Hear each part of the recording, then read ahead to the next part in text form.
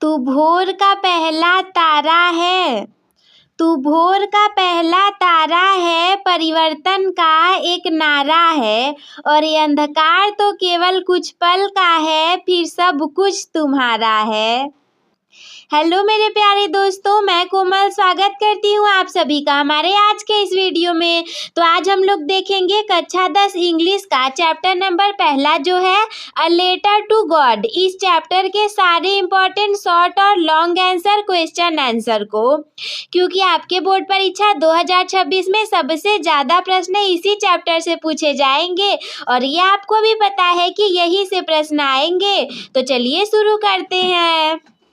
लेकिन सबसे पहले हम चाहते हैं कि आप स्टार्ट करें। इसके पहले हमने यहाँ पे रखी हुई है कुछ वोकैबुलरी को। इन सभी वोकैबुलरी को आप अच्छे से ध्यान से पढ़ लें, क्योंकि कारण ये है कि चैप्टर में आपके ये यहाँ से बहुत सारी चीज़ें आएंगी और अगर आपको वर्ड मीनिंग ही नहीं आएगा तो फिर आप कैसे उसका अर्थ निकालेंगे। सबसे पहला वर्ड है आपका कन्फ्लिक्ट। तो कन्फ्लिक्ट का मतलब होता है संघर्ष करना, मतलब है संघर्ष। दूसरा है डेवास्टेटिंग। डेवास्टेटिंग मतलब भयानक। तीसरा है इमेंस। इमेंस मतलब होता है अत्यधिक। और चौथा है एज्यूम्ड। एज्यूम्ड मीन ग्रहण करना। प्रोटैगनिस्ट मतलब नायक। नैविटी मतलब भोलापन। मोनेटरी मीन मुद्राएं। परसिस्टेंस मीन अटलता। डिस्पाइट मीन इसके बावजूद। तो इसके बाद भी कुछ इंपॉर्टेंट वोकैब्स हैं हमारे पास। देखिए, बताने का कारण ये है हमारा कि जब तक आपको इन वर्ड के अर्थ नहीं पता रहेगा तो आप सेंटेंस का अर्थ भी नहीं निकाल पाएंगे, और अगर आप सेंटेंस का अर्थ नहीं निकाल पाए तो फिर आप कुछ नहीं निकाल पाएंगे। अगर उसमें पूछ दिया कि इस वर्ड का क्या मतलब है तो फिर आप नहीं बता पाएंगे। अगला वर्ड है इंस्टिंक्ट। तो इंस्टिंक्ट का मतलब होता है स्वाभाविक प्रवृत्ति। Next word is suspicious. Suspicious mean शंकालु या संदिग्ध। फिलो ह्यूमन्स मीन साथी इंसान। फिलो मीन होता है साथी, ह्यूमन्स मीन इंसान। बंच ऑफ क्रूक्स का मतलब होता है बदमाशों का झुंड, या फिर हम कह सकते हैं कि जो लोग ईमानदार नहीं होंगे उनका झुंड। आयरनी मीन विडंबना। स्टारवेशन मीन भूखमरी। जेनरस मीन उदारता। Remarkably kind. रिमार्केबली काइंड का मतलब होता है असाधारण रूप से दयालु। इम्पैथेटिक मतलब होता है सहानुभूति। इम्पैथी मीन सहानुभूति।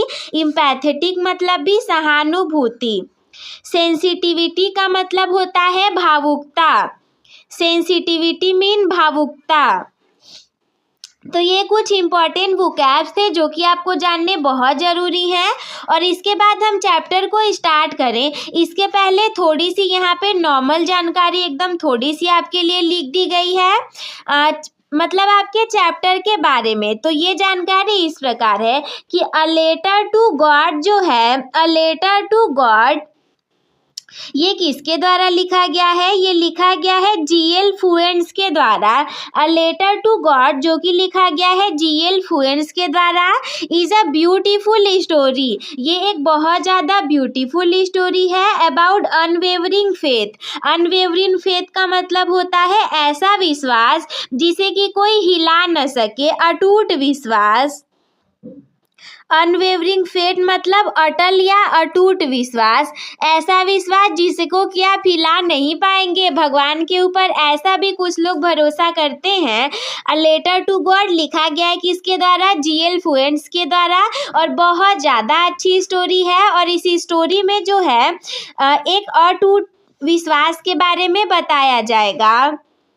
चैप्टर को स्टार्ट करने से पहले कुछ इंपॉर्टेंट यहाँ पे कैरेक्टर्स है जिनका आपको जानना जरूरी है। तो सबसे पहले हम एस्पेक्ट को देखेंगे और दूसरा डिटेल्स को देखेंगे। तो एस्पेक्ट में क्या है? सबसे मेन कैरेक्टर इस चैप्टर का कौन है? सबसे मेन कैरेक्टर है लैंचो। लैंचो क्या था? लैंचो था एक हार्ड वर्किंग फार्मर।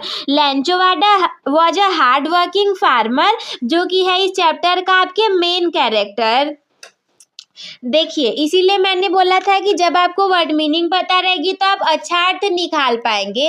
कन्फ्लिक्ट का मतलब होता है संघर्ष करना। तो इस चैप्टर में संघर्ष किसके बीच में हुआ? द कन्फ्लिक्ट क्या था? Nature hail storm versus man's livelihood. संघर्ष कैसा था? यानी कि जो नेचर था जहाँ पे से ओले पड़ रहे थे, वर्सेस में मनुष्य कैसे रहते, मनुष्य की जीविका के ऊपर। तो इसके बाद अगला है कि कितने पैसे लैंचो ने मांगे थे भगवान से? अमाउंट रिक्वेस्टेड, किसने पैसे का रिक्वेस्ट किया था लैंचो ने? तो 100 पोजेस का, यानी कि 100 पोजेस उसने मांगे थे। एक्चुअली जैसे हमारे यहाँ रुपया चलता है वैसे ही वहाँ पे पोजे चलता है, तो ये वहाँ की मुद्रा है। अमाउंट रिसीव यानी कि मांगा तो 100 पोजेस था, लेकिन उसे मिला कितना? तो उसे मिले थे 17 पोजेस। 70 पोजेस मिले थे, 100 उसने मांगा था, यानी कि 30 की गड़बड़ी हो गई थी। इसके बाद हम देखेंगे इस चैप्टर का की थीम क्या है, महत्वपूर्ण थीम क्या है इस चैप्टर का। तो extreme faith can move mountains but human often fail to see the goodness in each other.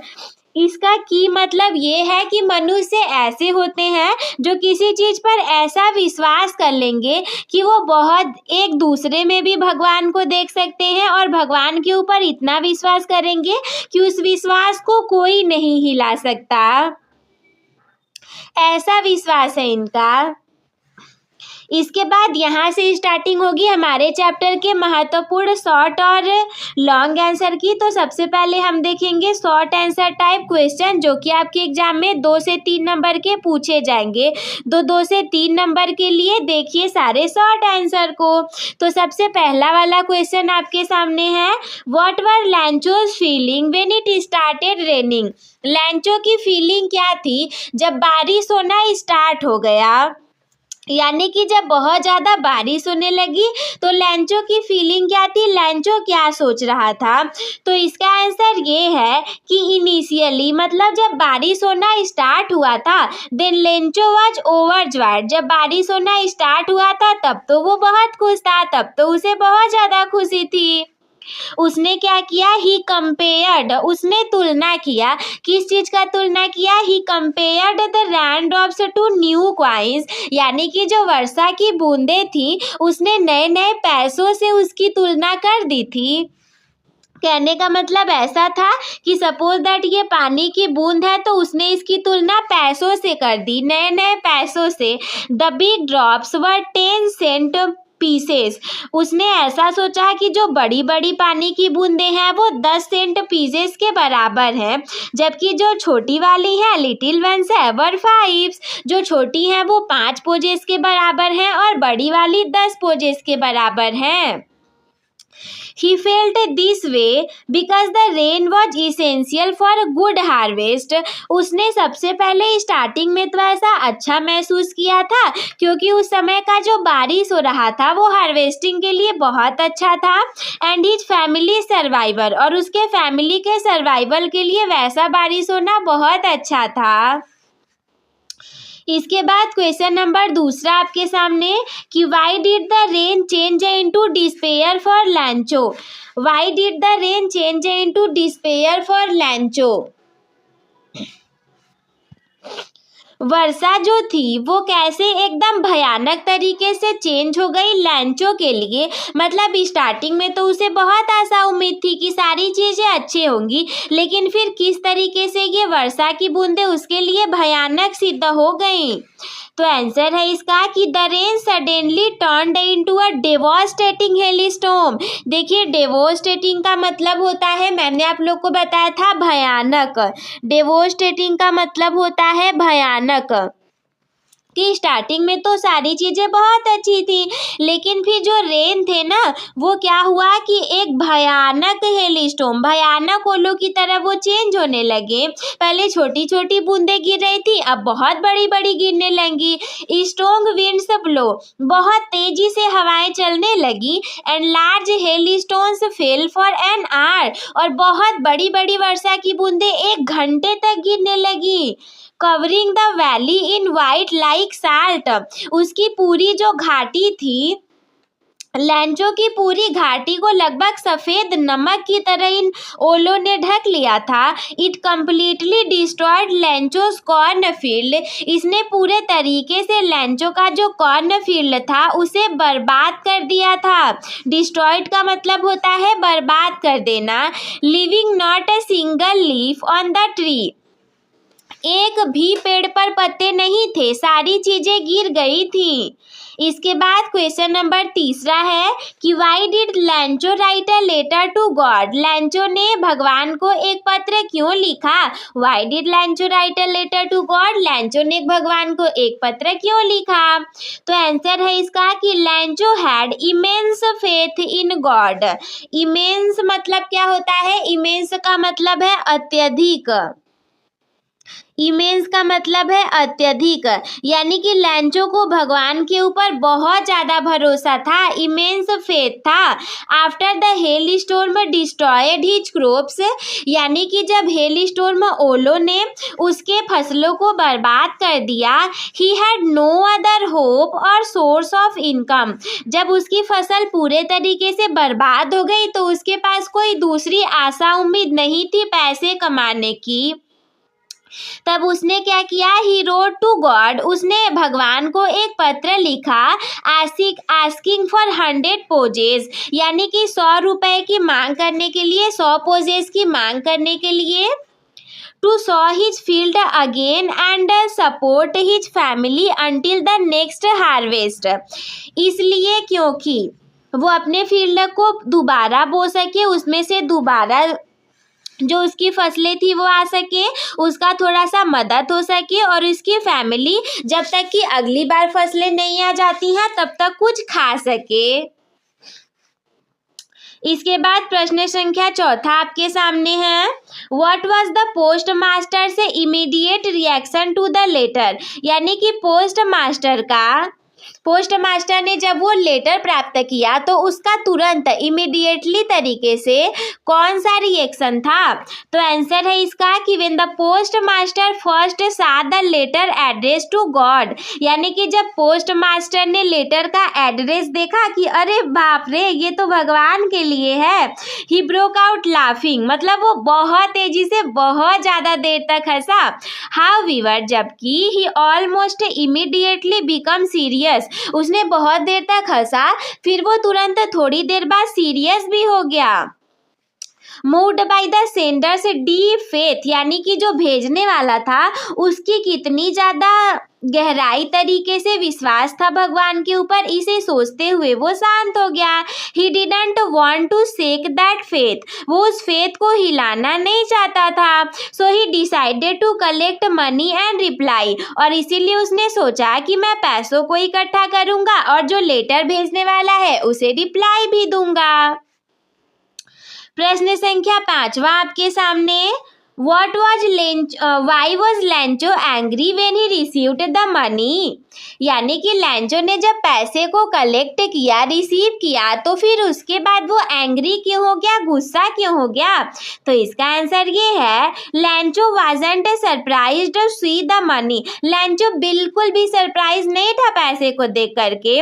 Such was his faith because, क्योंकि उसे भगवान के ऊपर विश्वास था ना कि वो तो जरूर ही उसे पैसे दे देंगे। बट ही बिकम एंग्री, लेकिन when he counted it, लेकिन जब उसने पैसों को गिनना शुरू किया तो वो गुस्सा हो गया। अब ऐसा क्यों हुआ था। He had asked for 100 pesos, यानी कि उसने तो 100 पोजेस के लिए मांग किया था ना। But there were only 70 pesos, लेकिन उसे तो केवल 70 पोजेस मिले थे इन द इनवलप, यानी कि लिफाफे में तो उसे केवल 70 पोजेस मिले थे। ही believed God could not have made a mistake, उसे विश्वास था कि गॉड कभी भी उसे, भगवान कैसे गलती कर सकते हैं, मैंने तो 100 पोजेस मांगी थी तो ये मुझे 70 पोजेस कैसे दे सकते हैं। सो ही अज्यूम्ड तो उसे ऐसा पता चला, एज्यूम्ड मतलब उसे पता चला या फिर उसने ऐसा सोचा कि the post office employed had stolen the rest, यानी कि उसे ऐसा लगा ना कि भगवान तो गलती नहीं कर सकता, उसने तो मुझे सारे पैसे दिए होंगे, ये पक्का पोस्ट मास्टर और पोस्ट ऑफिस के जितने एम्प्लॉयज हैं इन लोगों ने मेरे 30 पॉजेस चुरा लिए होंगे और मुझे 70 पॉजेस ही दिए होंगे। तो ये आपका शॉर्ट आंसर वाला हो गया। इसके बाद हम देखेंगे लॉन्ग आंसर टाइप क्वेश्चन को। लॉन्ग आंसर वाला जो कि आपके एग्जाम में 5 नंबर के पूछे जाएंगे। तो सबसे पहला प्रश्न तो आपके स्क्रीन पर आपके सामने यही है कि कैरेक्टर स्केच ऑफ लैंचो, लैंचो का कैरेक्टर स्केच आपको लिखना।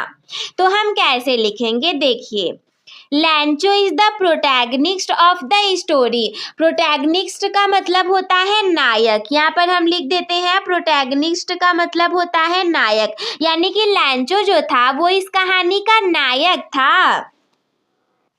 Depicted as a simple hard working farmer, यानी कि वो कैसा था, वो एक बहुत ही ज़्यादा सिंपल और हार्ड वर्किंग फार्मर था।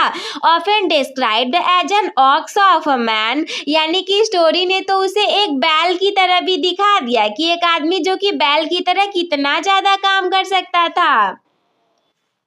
तो सबसे पहला हेडिंग हम इसका डालेंगे, सबसे पहला हेडिंग डीप फेथ, यानी कि उसे भगवान में बहुत ज़्यादा भरोसा था।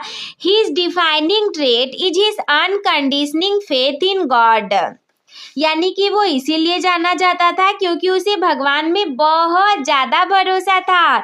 He believes God sees everything, उसे ऐसा विश्वास था कि भगवान सारी चीज़ों को देखते हैं, even what is deep in one's conscious, यानी कि जो भी चीज़ें गहराई में हम चाहे कुछ भी कर लें, कुछ भी छुपा कर लें, कुछ भी कर लें, लेकिन फिर भी भगवान सारी चीज़ों को देखते हैं। इसके बाद अगला हेडिंग है कि इनोसेंस एंड नेवटी। तो इनोसेंस का मतलब होता है कि वो बहुत ज़्यादा विनम्र था, नेवटी का मतलब होता है भोला, यानी कि वो बहुत ही ज़्यादा विनम्र और भोला था।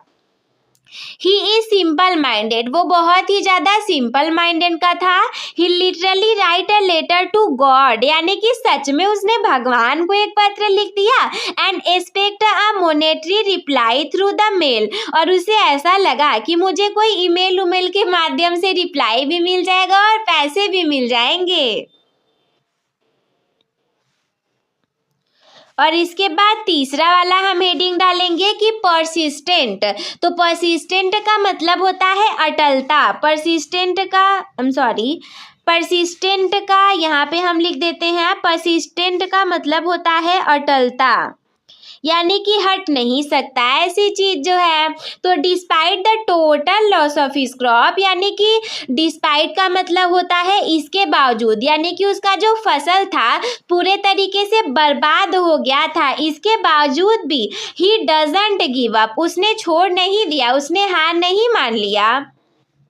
हिज फर्स्ट इंस्टिंक्ट, यानी कि उसका पहला इरादा, पहली प्रवृत्ति तो यही थी, is to find a way to provide for his family, यानी कि पहले तो वो ये चाहता था कि मुझे ऐसी चीज़ें मिल जाए, थोड़ा सा पैसा मिल जाए, मैं अपने फैमिली को खाना वाना खिला दूँ।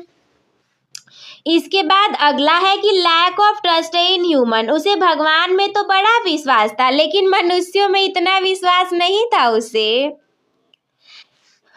Ironically while he trust God completely, यानी कि वो बहुत ही स्ट्रॉन्ग तरीके से भगवान में विश्वास करता था। He suspicious of his fellow human, जबकि वो जो उसके फेलो ह्यूमन थे, सस्पिशियस का मतलब होता है शंकालु, सस्पिशियस का मैंने आप लोग को बताया भी था इसीलिए स्टार्टिंग में ही सारा मतलब। तो सस्पिशियस का मतलब होता है शंकालु, उसे भगवान में तो पूरा भरोसा था लेकिन मनुष्यों के लिए वो थोड़ा शंका करता था, उसे पूरा भरोसा नहीं था उसके साथियों के लिए। Calling the post office staff a bunch of crooks, यानी कि बंच ऑफ क्रूक्स का मतलब होता है बदमाशों का झुंड, बंच ऑफ क्रूक्स का मतलब होता है बदमाशों का झुंड, यानी कि ऐसे लोग का झुंड, ऐसे लोग का साथ में रहना जो कि ईमानदार न हो। तो वो तो पोस्ट ऑफिस के कर्मचारियों को कहता था बंच ऑफ क्रूक्स, उसे इंसानों पे इतना भरोसा नहीं था। अब इसके बाद अगला हो सकता है इसके बारे में लिखने के लिए आ जाए कि the irony in the story, story की विडंबना क्या थी। आयरनी का मतलब होता है विडंबना। तो देखिए यानी कि स्टोरी के लास्ट में क्या निकला, इससे क्या हुआ, कुछ इस तरीके की चीजें। तो आंसर है कि the ending of a letter to God is deeply ironic, यानी कि लास्ट में जो इसका स्टोरी का जो एंड हुआ ना वो सचमुच में बहुत ज़्यादा विडंबनात्मक तरीके से एंड हुआ इसका। Irony is a situation that and by being the opposite of what is expected. Actually irony क्या है, एक सिचुएशन है, आपका विडंबना एक सिचुएशन है जो कि इस तरीके से एंड होगा कि हम जैसा सोचेंगे वैसा नहीं होगा, जस्ट इसका अपोजिट यानी कि उल्टा हो जाएगा। सिचुएशन यानी कि सिचुएशन इसमें कैसा था, तो सिचुएशन है कि the post master and the employ act out the pure kindness, यानी कि जो पोस्ट मास्टर था और वहाँ काम करने वाले जितने एम्प्लॉय थे उन सारे लोगों तो एकदम शुद्ध हृदय के थे, सारे प्योर काइंड वाले व्यक्ति थे। They contribute their own money to help a stranger and keep his faith alive. उन लोगों ने तो अपने पैसे भी दे दिए इस वजह से एक अजनबी के लिए जिसे वो जानते भी नहीं थे, ताकि उसका फेथ विश्वास जिंदा रह सके, भगवान से विश्वास उसका ना डगमगाए। एक्चुअली अगर ऐसा हो जाए कि भगवान पर उसे बहुत ज़्यादा विश्वास है लेकिन तो उसे पैसे ही ना मिले, बेचारे का विश्वास ही हिल जाता। इसी वजह से पोस्ट मास्टर और जो एम्प्लॉय थे वो सारे इतने अच्छे थे कि उन्होंने उसकी हेल्प कर दी। द आउटकम यानी कि परिणाम इसका क्या निकला, परिणाम इसका ये निकला कि instead of being a grateful, यानी कि उसे तो उनका ग्रेटफुल होना चाहिए था। लैंचो calls them a bunch of crooks, यानी कि उसे तो उनका धन्यवाद देना चाहिए था, लेकिन लैंचो ने उसे क्या कर दिया, बोला कि ये लोग तो बंच ऑफ क्रूक्स हैं, यानी कि a group of dishonest people, ऐसे लोग का समूह है जो कि बेईमान है, मेरे पैसे इन लोगों ने चुरा लिए। कंक्लूजन इसी स्टोरी का क्या निकला, परिणाम क्या निकला कि the very people who saved him from starvation, starvation का मतलब होता है भूखमरी, यानी कि ऐसे लोग जिन लोगों ने उसे भूखमरी से बचाया था, the one he blamed for stealing his money. तो उस लैंचो ने क्या किया कि जिन लोगों ने उसे भूखमरी से बचाया था, अपने पैसे दिए थे, लैंचो ने तो उन्हीं लोगों को ब्लेम कर दिया कि भाई ये लोग तो चोर है, मेरे पैसे चुरा लिए इन लोगों ने।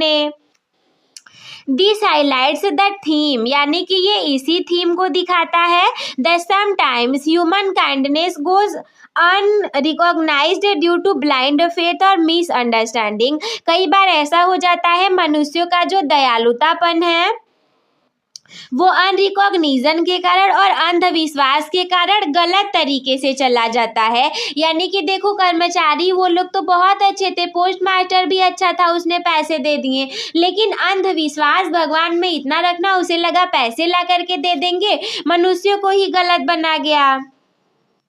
इसके बाद प्रश्न संख्या 3 आपके सामने है, was the post master A generous man, explain. तो जनरस का मतलब होता है उदार व्यक्ति, की क्या पोस्ट मास्टर एक उदार व्यक्ति था, ये आपको एक्सप्लेन करना है। तो इसका आंसर है कि यस, हाँ, the post master was remarkably kind. Remarkably kind का मतलब होता है असाधारण रूप से दयालु था, and empathetic human being. Empathetic का मतलब होता है सहानुभूति वाला व्यक्ति था। पोस्ट मास्टर आपका उदार व्यक्ति था, बहुत ज्यादा असाधारण रूप से दयालु व्यक्ति था और बहुत ज्यादा सहानुभूति वाला ह्यूमन बीइंग था। एक्शन इसका क्या है कि उसने क्या काम किया था उसमें, तो he gave up a part of he salary and asked his colleague, यानी कि उसने सैलरी का अपना एक हिस्सा भी दे दिया और जितने उसके साथ काम करने वाले थे उन लोगों से भी कहा, and friends to contribute an act of charity, यानी कि अच्छे कामों के लिए वो लोग भी उसकी मदद करें और उसके फ्रेंड और जितने कलीग्स थे वो लोग भी उसकी सहायता कर दें। मोटिव यानी कि पोस्ट मास्टर का इरादा क्या था, तो his motive was fame and thanks. उसका मतलब ये था कि मैं थोड़ा सा प्रसिद्ध हो जाऊंगा और वो जो लैंचो है वो उसके लिए धन्यवाद फील करेगा। He simply wanted to ensure that Lancho's faith in God remained unshaken. वो केवल इतना चाहता था कि लैंचो का जो फेथ था भगवान में वो बिल्कुल ना हिले, वो बना रहे। उसे ऐसा ना लगे कि भगवान उसे पैसे नहीं भेजेंगे तो बेचारे का फेथ हिल जाए। इसके बाद अगला है आपका सेंसिटिविटी, यानी कि भावुकता। सेंसिटिविटी का मतलब होता है भावुकता। यहाँ पर हम लिख देते हैं, सेंसिटिविटी का मतलब है भावुकता। He even signed the letter God so that Lancho would believe his prayers was answered directly by the Almighty। यानी कि ऐसा है ना कि पोस्ट मास्टर जो था उसने भगवान का सिग्नेचर भी कर दिया, इस वजह से ताकि उसे लगे लैंचो को कि भगवान ने डायरेक्ट उसे दे दिया है आंसर। बाय अलमाइटी का मतलब होता है सर्वशक्तिमान। जो भगवान है भगवान ने लैंचो को स्वयं से वो भेजा है लिफाफा। His character represent the unseen goddess in humanity. उसका जो कैरेक्टर है वो ये दिखाता है कि कभी कभी बिना देखे भी कुछ लोग होते हैं जो कि भगवान की तरह होते हैं। अनसीन गुडनेस इन ह्यूमैनिटी, बिना देखा हुआ भलाई करना। हम जानते भी नहीं है, कुछ लोग भलाई कर देते हैं, तो इस तरीके से। तो आई होप कि आज के चैप्टर का जितने इंपॉर्टेंट क्वेश्चन थे ये सारी चीज़ें आप लोग को क्लियर हो गई होंगी, समझ में आ गई होंगी। तो चैनल को कर लीजिए सब्सक्राइब, वीडियो को कर दीजिए लाइक, दोस्तों के साथ कर दीजिए शेयर, और कोई डाउट होगा तो हमसे कमेंट बॉक्स में पूछना ना भूलिएगा। हम मिलते हैं आपसे किसी अगले वीडियो में, तब तक के लिए धन्यवाद। मस्त रहिए, स्वस्थ रहिए, व्यस्त रहिए, आप सभी हंसते खेलते और मुस्कुराते रहिए।